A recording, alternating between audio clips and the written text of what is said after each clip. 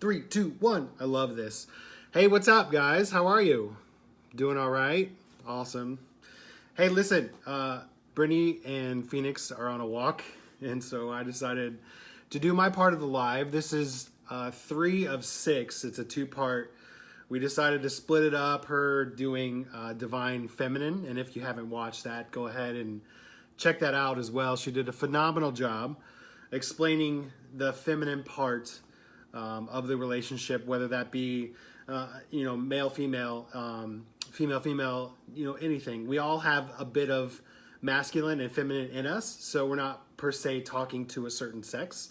But in my part, I want to talk about the masculine and kind of give you some ideas of how to break boredom in your relationships with the divine feminine. So anyways, just talking about how we really need to show up more as divine masculine. Somewhere we decided to get more comfortable in our relationships, and we really need to kind of go back into our heads and figure out, go back down in deep in our hearts and figure out, why did we get into this relationship in the first place? Are we happy in this relationship? And yes, if we're happy, how did we get that person to fall in love with us? And where along the lines did we drop that courtship, right? Where did we get comfortable? And that can lead to boredom sometimes. Comfortability can be boring, and we really need to just dive in and get out of our mundane life of going to work and being tired of working for someone you don't want to work for anymore, and that just kind of revolves a circle around, and we bring it back into the relationship, and we look at it as, oh, I'm bored, as opposed to really looking at it and saying, am I happy? Am I unhappy? What's making me unhappy? What can I do to make me happier? What can I look at to see, okay, that's making me unhappy. Let me release that. Let me let go of that. So I just want to let you know that you guys are doing a great job. You're doing an amazing job. But it's time for us to step up. It's time for us to be better. It's time for us to show up in our relationships. And I wrote down some things that could possibly help you. That's actually helped me.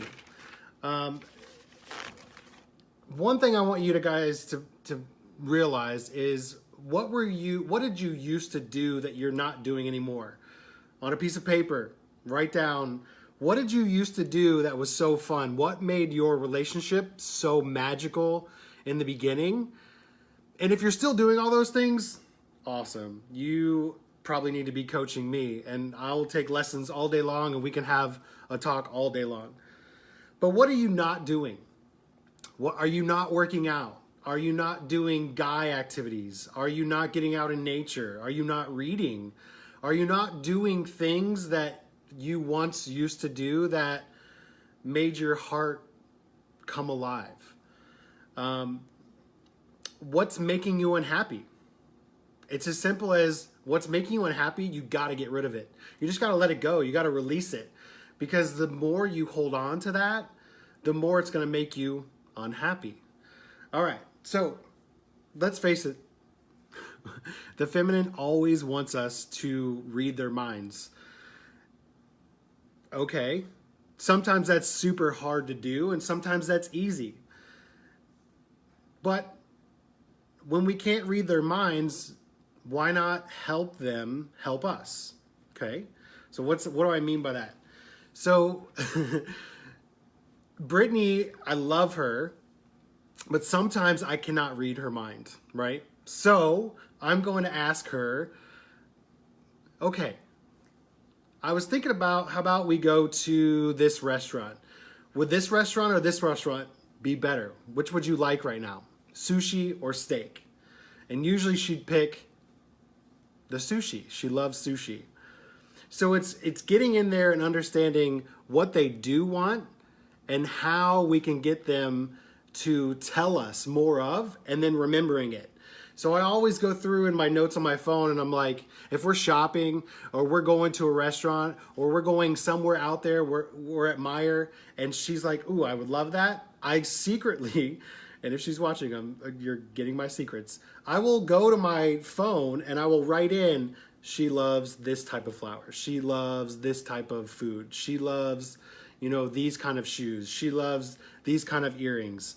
And I was horrible in the beginning. There was a lot of times where I would buy stuff and she would be like, I don't really like that. And to be honest, she would take it back. And of course I got offended in the beginning, but after a while, I finally figured out, okay, these are the things that she likes. These are more of the things she likes. So next time I can learn from my quote unquote failure, but my mistake of getting that and getting something better the next time. As simple as ice cream. Knowing what they want is by trial and error. So finding out by making mistakes, and it's okay to make mistakes because you're not going to always be perfect. So you could ask the question, if you could go anywhere, where would you go?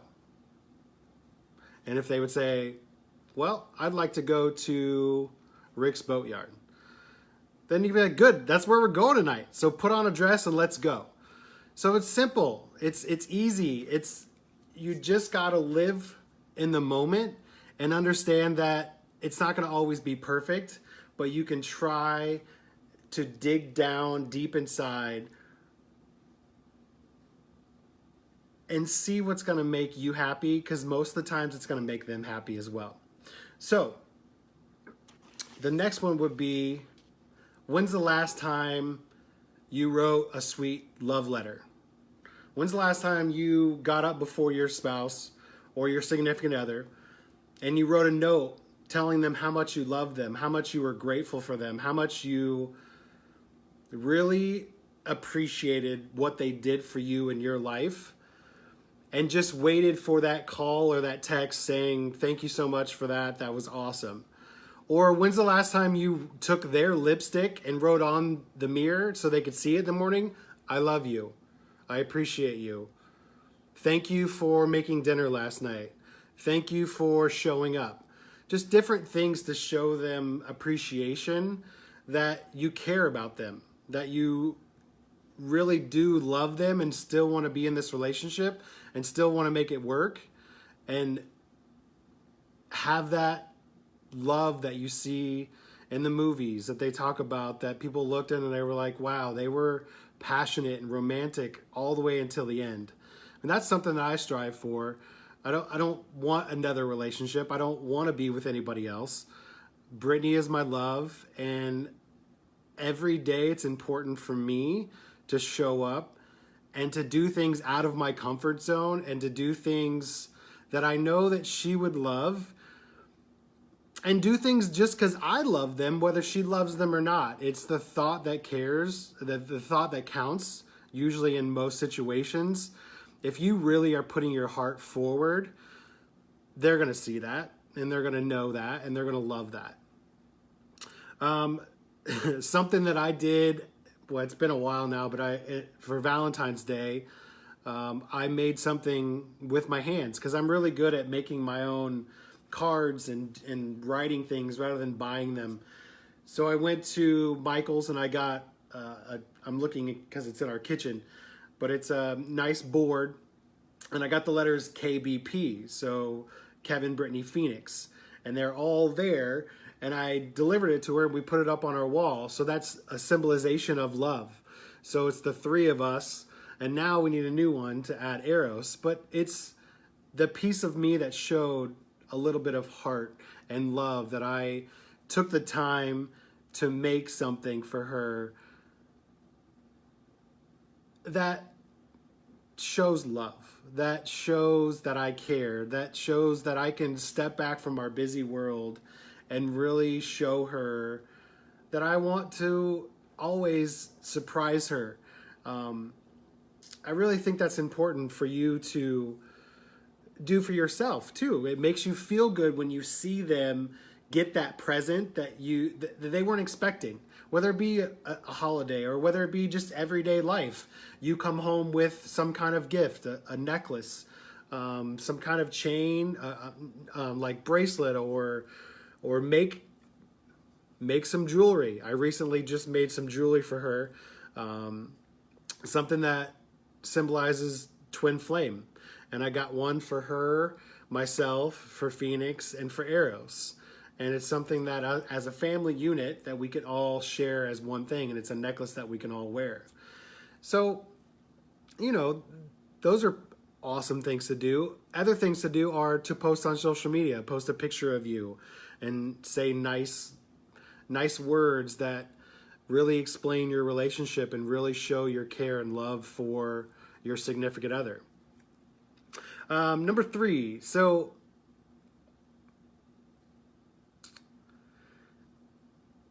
another thing that you can do is really learn their love languages. And I don't know if you've ever heard of the 5 love languages, but love languages are words of affirmation, which is kind of what we talked about in here, was finding out what kind of words that they love, the trigger words that make them happy, the trigger words that make them smile, make them feel comforted, make them feel that you're the one that's going to protect them, the one that's going to be there when there's bad times, the one that's going to really show them that you really do love them and how you love them by talking to them and telling them. And even if you're in bed and you're just whispering, sweet nothings, just telling them how much you love them and how much you appreciate them it goes a long way. Gifts of service. So we talked about that. We talked about just calling and saying, hey, I'm stopping by the store. Can I pick you up something? Or bringing them lunch to work. Or just saying, hey, you know what? I'm going to take you to work today and I'll come back and pick you up. So they don't have to drive. Or if it's snowing or raining outside and your significant other does not like to drive in those conditions, to say, hey, I'm gonna wake up a little extra early. I'm gonna probably call into work and tell them it'll be a little later, and I'm gonna take you to work. That's a gift of service. That's something really awesome for you to do. Receiving gifts. So finding out what type of gifts that your significant other loves. I know Brittany loves peonies. Peonies are super expensive, but they're also not always in season. So I went to Michael's and bought some of the fake peonies, and I think they're actually right behind me and behind the TV there. But I made a flower arrangement in a nice vase, and I left them here with a nice note, and she was able to come home when I went to work, and she saw them. And you know what? They're never going to die, and they're super beautiful. They look real. But Brittany doesn't like flowers, but I know she likes those types of flowers. She's not big on roses, but peonies is those are the ones that she loves, and they're frankly gorgeous. Gorgeous flowers. I love them. Quality time. Personally, I love quality time. Anytime that I'm not at work or going to the gym, I love to spend time with Brittany and Phoenix. And I know she loves spending time with me too. There's a lot of people that have a hard time with the quality time. They want to go out and do stuff. They want to be with their friends. They have fear of missing out on events. But it's always fun to just go with your significant other to the event. Take them to a concert. Take them to dinner. Take them to a cookout. Go to the park. Go ziplining at Eagle Creek. There's lots of things that you can do to spend quality time. And the physical touch. While you're on the couch, pull them aside and just cuddle with them. A lot of cuddling time shows a lot of affection. Shows a lot of how much you love them. When you sit on the opposite sides, it's really hard to actually show that you love somebody when they're over there and you guys are watching TV and you both are on your phones. I mean, there's no quality time in that. So just grabbing them and say, you know what, I just want to hug you. I just want to love you. Before we did a couple of the lives, I just grabbed Brittany. I'm like, hug me. Just make me feel comforted. I want to hug you too. And I love hugging Eros. All right. So number 5. So a lot of the feminine feel overwhelmed. And what I mean by that is whether they're working or not, there's a lot of overwhelmness with taking care of the house, with taking care of the kiddos, and also wanted to take care of all the dishes and do the shopping and pay the bills. And sometimes as a masculine, we just get caught up in this, I go to work, I'm going to make all the money and I'm going to come home and that's how I take care of you. And, you know, I expect some dinner and I expect you to have the house cleaned and I expect you to take care of the kids all day. And, you know, don't be tired either. I want you to be full of excitement and ready to have sex and ready to do this and serve me when I come home. And to be honest with you, that's great. And a lot of feminine they love to do that. They love to serve. But I feel like we need to stop and ask, how can I help you? Can I take care of the dishes? Can I do some laundry? Hey, guess what? Can I take the kids and go for a walk so you can just chill and you can just have some time? If it's have a glass of wine, awesome. Have champagne, which is Brittany's favorite. Have some champagne and just relax. Do a live. Talk to some of your girlfriends. Talk to some of your guy friends. Just relax. And what can I do? And if you don't know what to do, then sit down and ask your partner, how can I help you? What can I do that will be better on you? How can I be better myself? And it's okay to be vulnerable. It's okay to admit, if you haven't done that in the past, that this is something that you want to do going forward. I want to help you more. Because to be honest with you, this happened to me. And I would go to work and I would get super duper tired and I would come home and I would just expect food and I wouldn't do some of the laundry and I was just dead tired. And I'm like, you know what? How is she feeling? How is she doing? She's probably really tired. She can't just take a break and go in the other room, but I can. And I need to really step back and ask her. And I sat down and I was like, you know what, how can I help you? How can I be more of service? I'd like to do more of the dishes. I'd like to do more of the cleaning. And she really appreciated it. And it made us that much more better because she really felt loved. And guess what? She told me that she loved that I was vulnerable with her and able to step up to the plate and really step up and help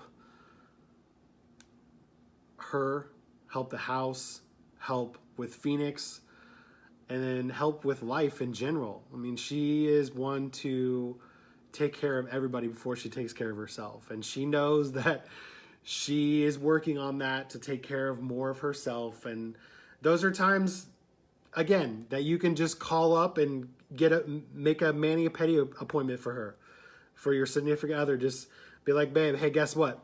I got an appointment set up for you. Go take some time to yourself. Go enjoy yourself. Go get flawless, because I know that's what you love to do. Nails, eyelashes, hair. These are things that women love, feminine love.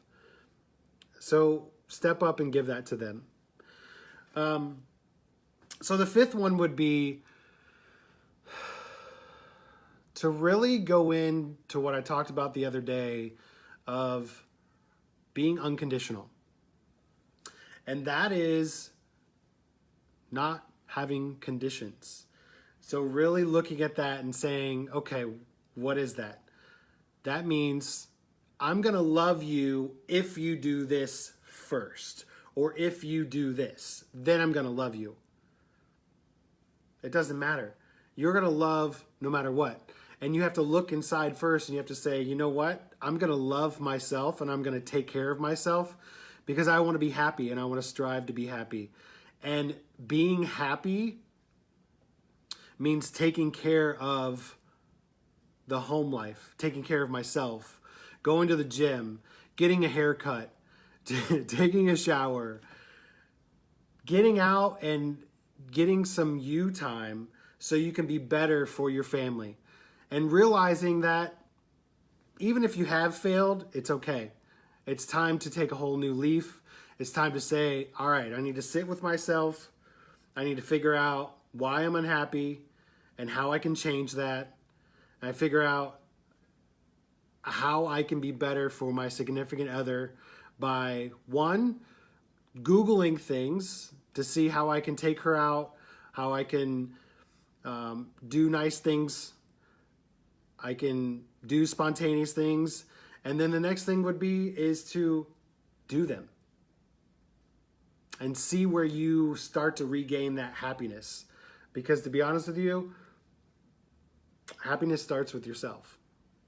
It really does. And you can be happy because I believe in you.